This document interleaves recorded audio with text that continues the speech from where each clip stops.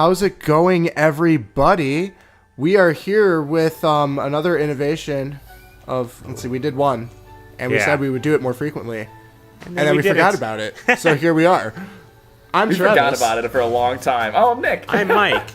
And we are going to talk about all of the beautiful, beautiful video games that we have played off screen, because we do that as well. Doo-doo. Yeah, do. So who wants to start off? I do. Okay, go ahead, Nick. Alright, cool. Okay, sorry about that. I wanted to see how the awkward pause would do, but it didn't really work that well. Oh, I felt it. It was great. Nice. So I've actually been playing a game that you guys heard me talk about how much I was raving about it as an anticipated release. And now I want to talk about a game that I actually just finished up at the time of recording this, like probably a couple hours ago, and that's Xenoblade 2 Torna, The Golden Country, which was a DLC story edition that they added to the game. And oh my god, it was freaking-tastic. Usually I try to, for a game that's pretty longer, like a JRPG, I try to wait a little while to adjust my thoughts, see what I think of it, formulate an opinion, see the loose ends that they didn't tie up, so I can think about where that's happened. But in short, it was a fantastic game. It's kind of like a little bit of an addition. I wouldn't call it a full game, especially not a full Xenoblade game, because it's around 15 to 20 hours compared to the 65 to 80 hours that I got out of Xenoblade 2, the regular game itself. So it was definitely a lot shorter than I expected, because they made the leveling up system very easier, or much easier. But what I want to talk about is that basically I talked about it would be following the story of Jin and a prequel to basically what happened to the nation of Allrest, and how all the things, all the crap that started with Xenoblade kind of came to be. So before basically the story of Pyra, the story of Adam, all those things, story of Laura as well. I don't know why I couldn't. Malos. I was thinking of Minos for something like that. With Minoth is actually a different character. But yeah, there's so many different characters, and I love the fact that there's a lot of different diversity, a lot of different things. And all the side quests that I did were actually, some of them were kind of tedious, but they're actually fun. There is one thing that I did not agree with, and that's to unlock the final fight, you have to have something called a community level of 4, which I don't want to go in too much depth about it, and I really don't like that, because you only need 2 to get to the first, of the really big, important boss fights, and then you need a level 4 for the one after that, so it's a really big jump, and so you have to go on a lot more side quests after that, and having just kind of basically you just hit a wall, and then you just have to grind at that point, and it's kind of on purpose. Are the community points similar to the, affection points of very similar. Chronicles? Very similar, okay. Yes. It makes sense for why they have it in the game, but yeah, it's just kind of weird that it makes you hit a wall like that if you're not one that's big on side quests. I did a couple of them as I went along, and I never had an issue doing the first one, but then doing that one into the one afterwards, I felt like I was making no progress besides level grinding and whatnot. And I feel like the bosses were, the combat's a little refined and a little bit different, which I like a lot. I'm not gonna, again, this is just one that I finished recently, so these are my very post finishing the game thoughts. The story I thought was fantastic. I loved all the characters and everything. The story, that the path of Jin and everything is very good. Definitely, if you're going to get the DLC, make sure you play the original game first, and then play this DLC, which is the actual prequel. It'll feel weird to play it that way, but trust me, it'll feel right playing it that way. Because if you play Torna, the Golden Country first, and then go into it, it's gonna feel off. So it's a great game. I know. I'm the big Travis only plays Xenoblade Chronicles X. And again, those RPGs do take a long time, but I really loved it. Yeah, I do really love it, and I would love for at one point to talk about Xenoblade with people, but I will wait. I'm getting Xenoblade for Christmas, so I will wait my turn. Don't worry. Okay. You can borrow my Xenoblade. I have the physical copy. I know, but I want it for myself. That's fair. Anybody else? Somebody else. Go. Somebody go. I'll do mine. The first one I'll just mention really fast because it's a game that I beat. I did it recently on stream too. It was Resident Evil HD Remaster. I love revisiting that game because, it's a spooky, scary game. Most of you guys know it's in my top 5 favorite games. So, it's been a while since I've replayed that game too. So, I enjoyed that one. That's all I'm going to say about that one though. And then, another game I played too, it was also on stream, but I want to spend a little time talking about it. It's called The Observer. I've heard mixed things about it. Some people say this game is incredible. It's so creepy and spooky with the cyberpunk, futuristic slum type world. I hated it. I could not get into the game at all. It made me dizzy trying to play the game because of all the weird lights and stuff, and the way the different sensors are in the game. And then it just kind of felt like I was walking around a house trying to find like monotonous clues for a while. And that's sort of how the game opened up, and I didn't like it. I like puzzles, but I don't like it when the puzzle is search this house for like a little clue that's like hidden in a cabinet in the kitchen, you know? Oh, so like amnesia puzzles? That's dumb. Right. Like to me, it's like that's not a puzzle. It's just like useless searching in a game.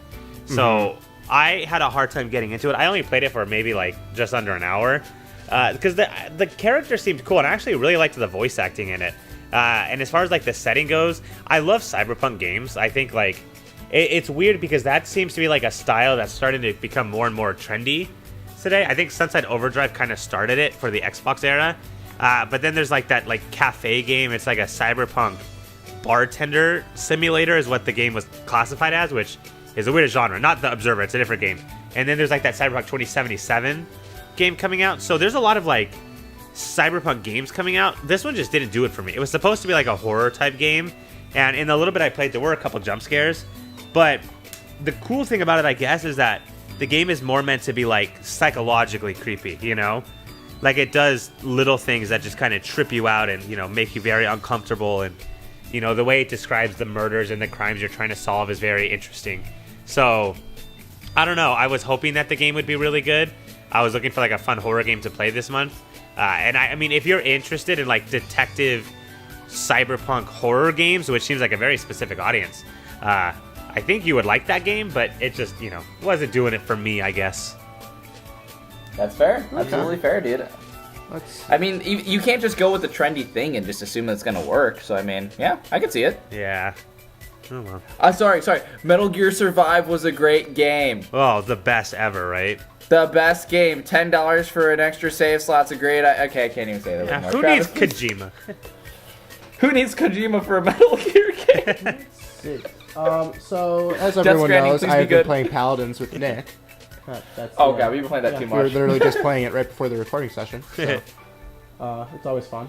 But then I did end up pre-ordering Starlink, and as any good person would do, had to test out if the physical copy actually worked the day it came out, even though I had finals this week. Ended up playing until midnight when I started at 6. Oops. I had a lot of fun with it. I've seen... pretty much the only negative commentary I've seen, like, from reviews is it gets repetitive, which I can easily understand because the combat system's really cool. Like, you're able to fight in space, but most of the battling you do is when you're on the ground, so it kind of feels more like a first-person or like third-person shooter, more than like flying around and shooting things on your own. Yeah. So it's not. It doesn't feel like a rail shooter then. It's more. Okay. Yeah, but like because I haven't been playing it for too long, I think it's super fun. Playing as Star Fox is really cool, and then I got another ship just because. I also ordered another controller, but apparently those don't come out yet until like another couple weeks, which is weird. I thought like a spare controller to have the ship on it, but whatever. But the starter pack comes with Star Fox and the why am I blanking on it? Corneria. I'll just call it Corneria, even though that's the planet, and I'll piss off everybody.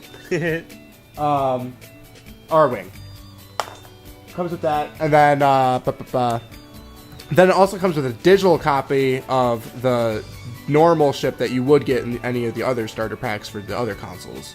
Yeah. And the way the game works is the amount of lives you have are based off of how many ships you have. So I accidentally went and explored way beyond my means and found a level 30 place and shot a laser at it because I thought it'd be funny, and instantly got one-shotted to death. And I was like, oh no, my R-Wing is dead.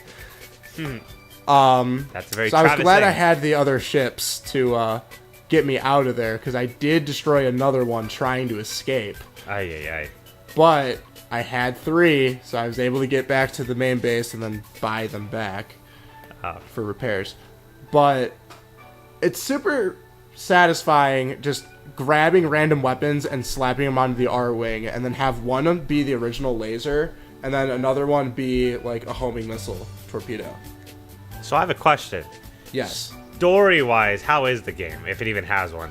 Story-wise, it's a very general thing where you're the Starlink Initiative and you're coming here to explore more about Nova, and then there's an evil organization, the Legion, who are rising against you, and you need to defeat them. I haven't done any of the Wolf missions yet. I've heard that that's only about like an hour's worth of content in general. So I've kind of just been...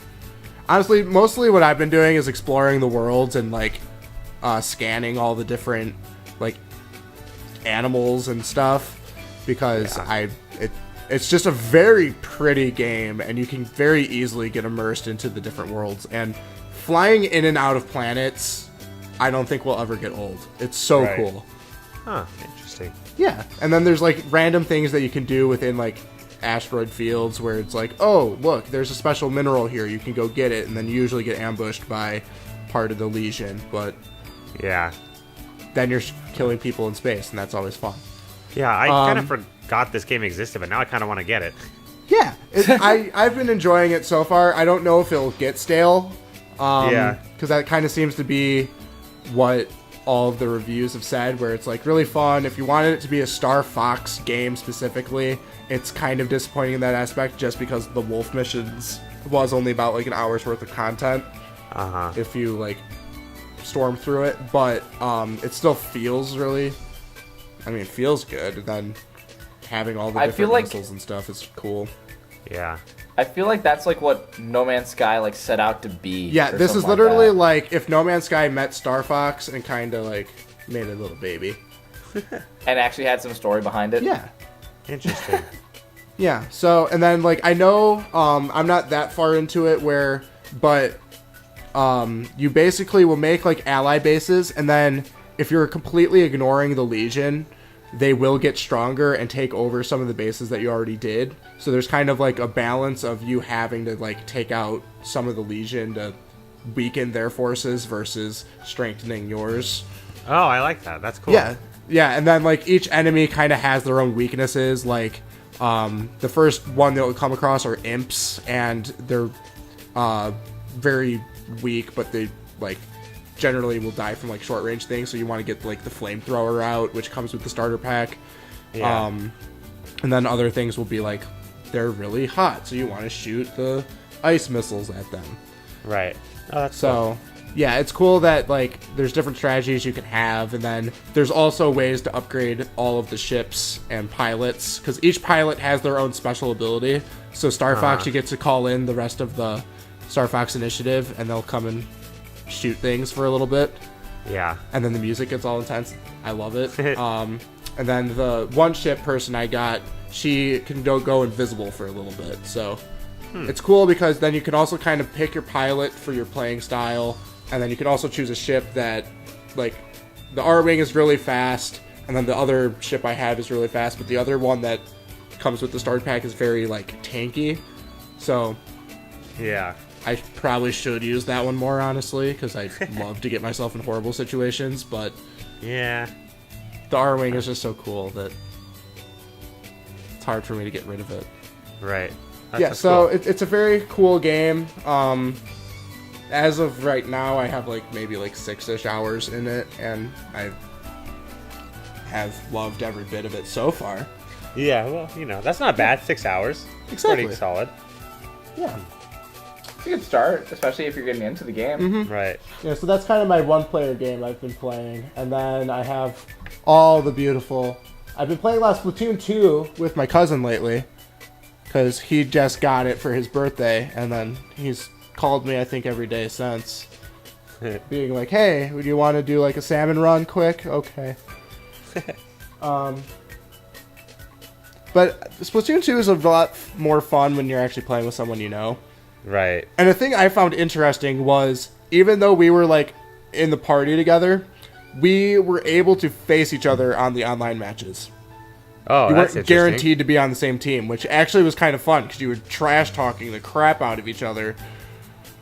Yeah, I guess if you don't mind, that would be kind of cool to like just have it randomized like that. Yeah, so like I was playing with him and his girlfriend, and like I would be going against both of them in some matches, and I'm like, oh, you guys are going down. Yeah. And then if we killed each other, we would just laugh about it, and I thought that was like, because you're always in the same team whenever you're playing online. So I thought it was cool that Splatoon 2 is like, it really doesn't matter. Right. So why not go against each other and have some fun with it? So that was cool. Yeah. And then for party games, I've been playing Super Mario Party because that just came out, and I'm still having fun with it. Yeah. As of right now, I'm kind of already over the River Ride one. Yeah, I've done it. I played through it twice. I played through it twice, and I know I'm going to do it like 4 more times to get the gem for it and unlock whatever the gems do. But that one's kind of tedious. It's just really drawn out. Like, it drags on and on and on. Yeah. So, and then the mini games just got repetitive. Like when you were streaming it, you replayed 2 of them twice. Right. Yeah. In the same run. Yeah. I mean, well, I wonder. Do you know? I didn't see what the total number of mini games in the game is. I think it was only like 15. It was barely more than Bowser Party. Yeah, it was not a lot at all, which was disappointing. Yeah, and then the last game that I've actually been like devoting a lot of time into is Towerfall. Oh. I freaking love this game. What is that on the Switch? Yeah, it's on the PS4 as well. It's on the PS4 as well. Because I remember my older brother, he had it on his PS4, but it's only 4-player on it, where it's 6-player on the Switch. So. Oh, we totally got to do something with that. Yes. I don't know if there's online with it or not. I honestly don't know. There might be. There might be. I haven't noticed. It's more of like you just share the same screen, and we've had a lot of 2v2 matches going in my basement. Right. With me, Scooter, Robbie, and CJ. Yeah. But it's super fun, and then there's also like a co-op and like a survival mode if you want to like be on the same team instead of killing each other. Yeah. So some of those those missions are so hard, and I need to have, because every time we've played it with multiple people, we've always just murdered each other because it's more fun that way. But I'm like, I need someone to help me with this co-op thing, because this last boss is freaking hard as hell. Right. Huh. Yeah. I want to play that one. So, I highly recommend Towerfall if you're looking for a multiplayer split screen. Well, not really split screen because it's one giant screen, but like local multiplayer. Yeah, local multiplayer, because it's so fun. You shoot arrows at each other. You can, if you dodge it right before you get shot, you can catch the arrow instead and then shoot them back at the person. Also, if you want anything more of a selling point, these are by the same people that created the game Celeste. And Celeste is also a playable character in Towerfall. That's awesome. I always use Celeste. Wait, but it's Celeste Mountain. Are you talking about the female character? Okay, yes, the female character who... Celeste is the mountain, Travis. Just saying. I know, I beat the game. Just saying. Well, clearly you didn't remember it for this part. Well... What else am I going to call her? She doesn't actually have a name. Her name is whatever you want it to be. Exactly. So, like, mine was the Super Nintendudez, or just Nintendudez. But it wasn't Super Celeste. Nintendudez was... You can name it Celeste and have be climbing Celeste Mountain. Well, anyway, I want to talk about some of my other games, because Travis had a lot of games. I ramble. I play a lot of games. I don't have a life outside of school and video games, okay? Valid. Don't worry about it, man. Don't worry about it. I'm just going to mention some of the other ones because I'm not going to lie, I actually do really like the Switch Online service. I've actually been playing like a decent amount of Dr. Mario just as like a time killer every now and then. I think it's a fantastic game. One of like I know it probably wasn't underrated, but like I like the puzzle game. I mean, obviously people know how much I love puzzle games in general, but my god, playing Dr. Mario was so much fun. Yeah. Otherwise, yeah. One of the other ones that's going to be, because we're basically talking about games we played before the other video that we made. I think it's pretty obvious that I got into Fortnite for a little bit. Not as much anymore. Yeah, which is very surprising. I played over 100 hours of Fortnite. Let's get an exact number here, shall we? Got pretty good. I think it's like 160. About 160. But it's... 165. I definitely... So, it's about 169. Anyway, not the point. But it's a fun... I gotta admit, like, in terms of, like, the model of the game, it's really, really good. You can complain about the aiming mechanics, whatever you want, but it's a fun game. And, like, especially playing it, like, co-op with friends, like, makes it a very enjoyable experience. Like, in the beginning, you're gonna get your ass kicked, but it's just a really... Like, as much as I hate to say it, like, because I thought it was a meme game, it's a fun game.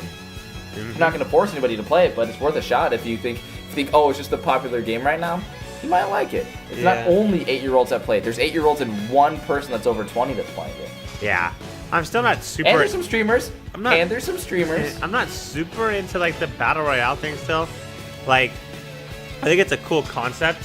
I just, I don't know. I just don't like the idea of playing a long game trying to find people, and then, especially if you're not good, you die right away, and then you just kind of... I don't know. It seems like a lot of work for little reward unless you're good at the game. Yeah. Once you get good at the game, it's fun. In the beginning, it's not that fun. I'll give you that. Otherwise, Sonic Mania is another time killer game. And another one that I do want to mention that I actually started playing, I've only played like about an hour of it, was South Park: The Fractured But Whole. Oh my gosh.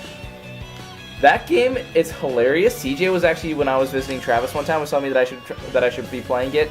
It was on sale like for half off, so I definitely picked it up. It is hilarious. I love the game so far.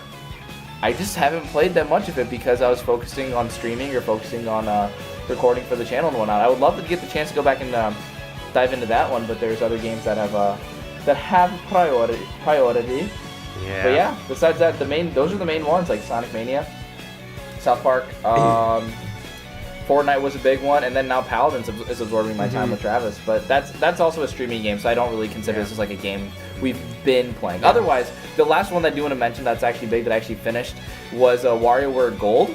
Then I was talking about that for 3DS when that was actually like a really, really fun game. Like, I don't think it like lives up to some of the old other WarioWare games that I've played, but in terms of like a cohesive WarioWare game, like definitely not as good as Smooth Moves. I loved the crap out of Smooth Moves, and we loved Smooth Moves as well. Right? Yes. Yeah. But in terms of like classic WarioWare, it works. The voice acting was definitely odd because that's not something you usually see in WarioWare, but it was a good game, and in terms of like a good addition to the 3DS library. So again, we'll see if they keep getting support for the games instead of just ports of games. But yeah. Overall, like there's been some solid games, but yeah, obviously Switch is on. What am I talking about? Switch on. Switch is not dying. 3DS is dying. The Switch is Switch is coming out with a new Switch next summer, so clearly it is dying. Switch 2. If a Switch is so good, why isn't there a Switch 2? Right. That's what's coming out this summer, kid. Come on, Reggie, get it together. Reggie fills me. Right. Fills anime. So, then I do actually have one other game that I've been playing because I'm like, oh, that's right. I haven't only been playing on my Switch lately. I've actually just started dabbling myself back into StarCraft 2. Huh. Very good. I actually didn't know you played that. It's one of those games that Robbie is decent at. I'm not going to say he's great at it because he has one strategy, and that's to rush an army and kill you. And because I am so inexperienced, I don't know how to fight against it. But I've been like playing the campaign by myself, and I'm like, this is actually really fun when I'm not being rushed with Marines, when I'm trying to figure out how to make another freaking SCV to actually make an economy. Mm-hmm. That sounds like a very Robbie move, just rush you and see if you can figure it out. Yep. It's a very him kind of gameplay. Yep. Those are some of like the best games ever, though, those StarCraft games. They're so like well designed. Oh, I know. Like they're incredible. Oh, there's so much you can do with it. I've also been watching like pros do it, and I'm like, holy shit. Like this one streamer will have his keyboard like there, and then show you what buttons he's hitting, and it literally just looks like it's just flashing lights. Like, right. It terrifies There's some me. good players at that game. That was like one of the original like esports, I'm pretty sure, right, Mike? Yeah. Definitely one of the first ones, yeah. Yeah. It's still pretty big. Interesting. For a reason, it's pretty damn big. What about you, Mike? What about some of the other games that you've been neglecting to tell us when you were doing important stuff like studies? All right, well, first things first, I'll mention two small ones. I got a new phone the other day, and I've been playing phone games a lot. Because there's a couple I've been wanting to try. First one is Super Mario Run.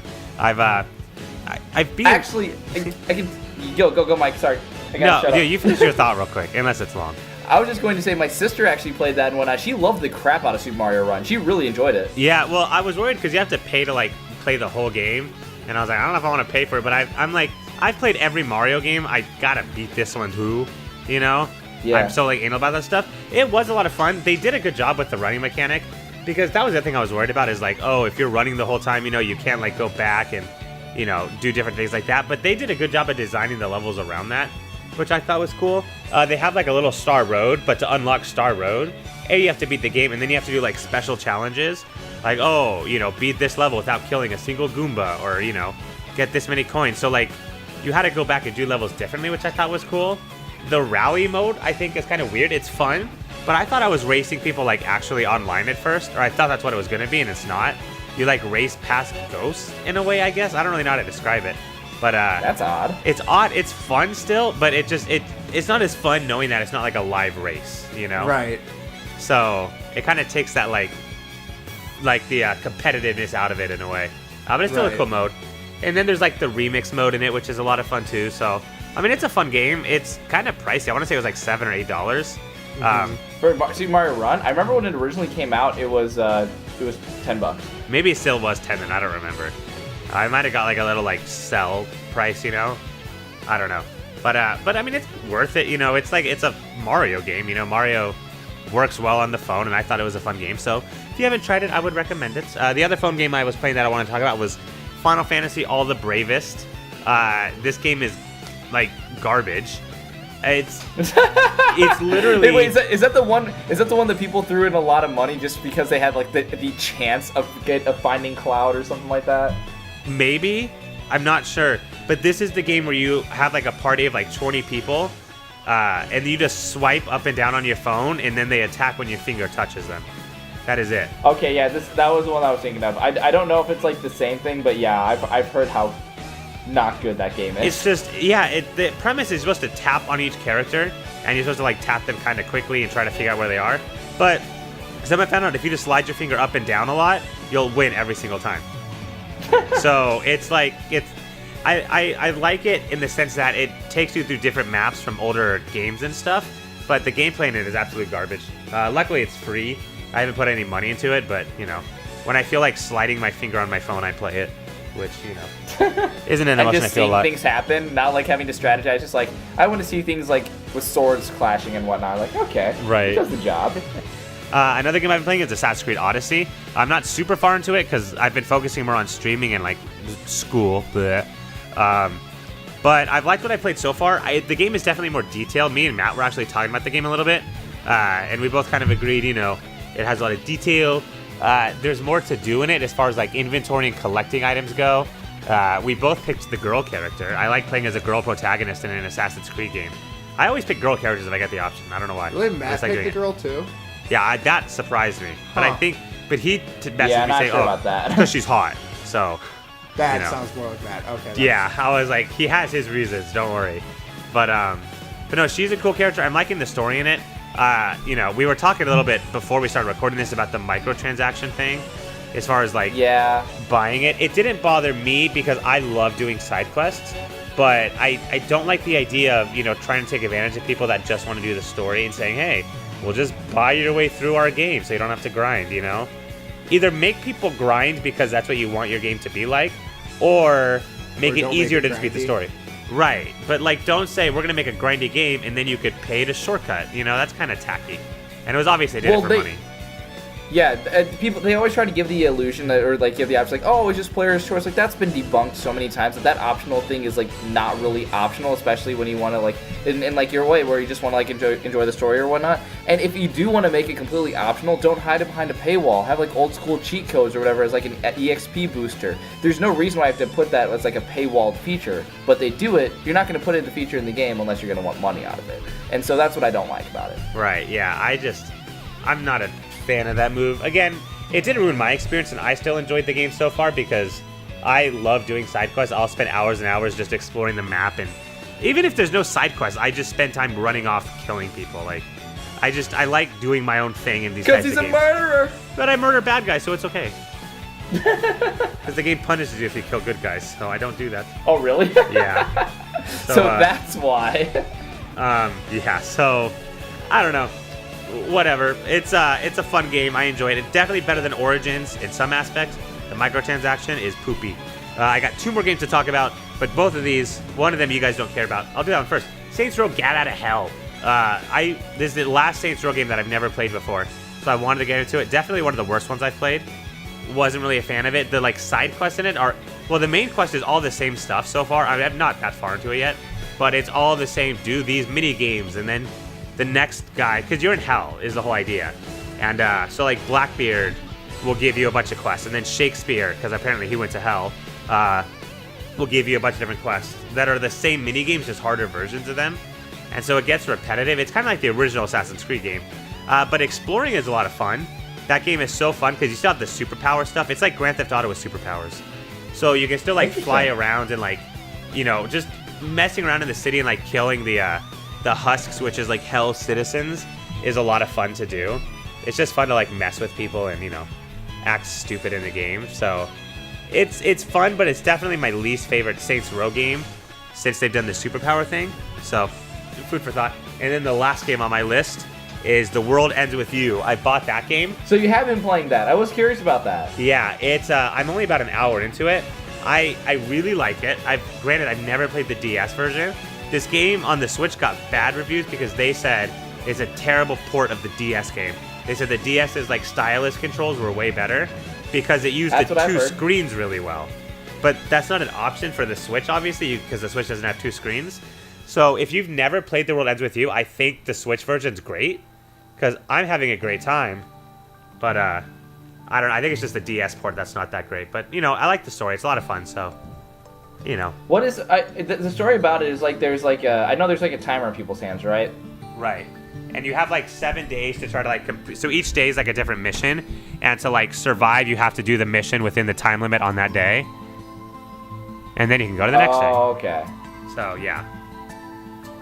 Yeah, no, I've heard this. I've heard the same thing about the World Ends With You port, where it's just like with the Switch, like in terms of like the DS, it does run the game, but like in terms of like the control scheme, it was designed around the DS. So for it to be ported to the Switch, it's going to be very difficult to do so. Right. But in terms of like the story itself, like apparently you get used to it. You get used to it pretty fast, and like you do end up enjoying the game as much as you would enjoy it for the DS version, unless you're, I don't know.